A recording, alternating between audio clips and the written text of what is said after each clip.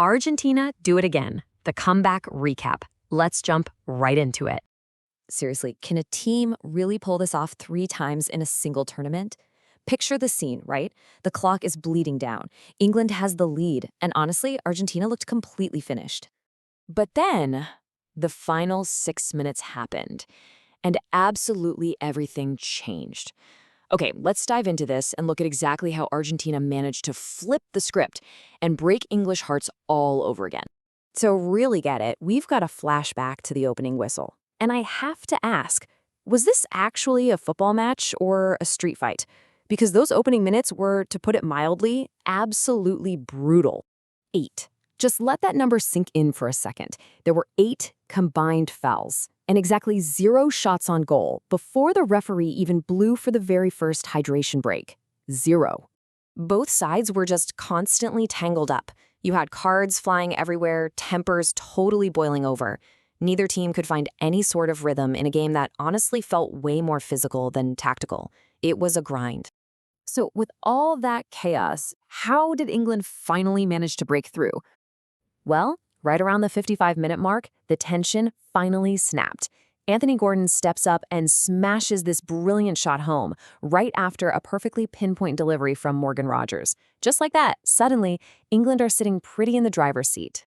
And you know, for almost the entire second half, England really looked like they'd done enough to see it out.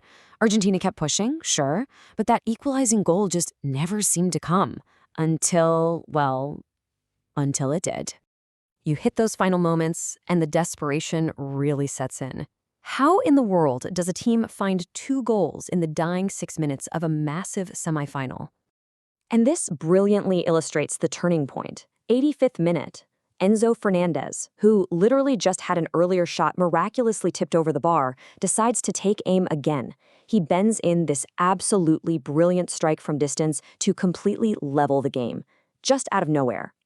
But look, if you've been following along with our explainers this tournament, you know this shouldn't have been a total shock. Argentina had already pulled this exact same stunt against Egypt and then again against Switzerland. They've built their whole identity around this absolute refusal to die. So, with the game suddenly tied up, the stage is perfectly set.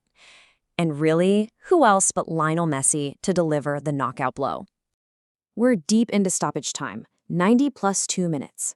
Messi, who had been the main architect all night long, just floats in this picture-perfect cross. Fernandez rises up, heads it home, and it's 2-1. Argentina completes yet another completely dramatic, late turnaround exactly at the moment England thought they had held on.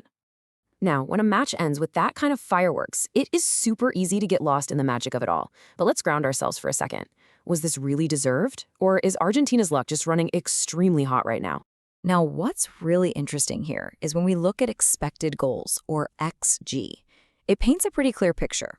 Argentina finished the night with a massive 1.84 expected goals generated from 15 attempts. England, they managed a measly 0.53 from just 5 total shots. So yeah, however dramatic and crazy that ending felt, the hard data actually validates that Argentina were the dominant side all night long. The goals might have come incredibly late, but that heavy pressure was there from the opening whistle. So, after a whirlwind like that, where does each team go from here? While their paths completely diverge now, Argentina punches their ticket to Sunday's World Cup final over at the New York, New Jersey Stadium, where they'll be facing Spain. Meanwhile, a pretty heartbroken England squad will have to dust themselves off to face France in Saturday's third-place playoff. But let's talk about that Sunday final for a second because it sets up a truly historic matchup. We're getting Lionel Messi against Lamine Yamal for the very first time ever. That is a generational battle you absolutely do not want to miss. Which really brings us to the big question of the day. After watching yet another heartbreaking collapse, is this simply Argentina's destiny, or is England just cursed whenever they play them? Let me know what you think. Drop your reactions, your theories, and your frustrations down in the comments below. Make sure to hit subscribe, and I will see you right back here for our next explainer before the final kicks off.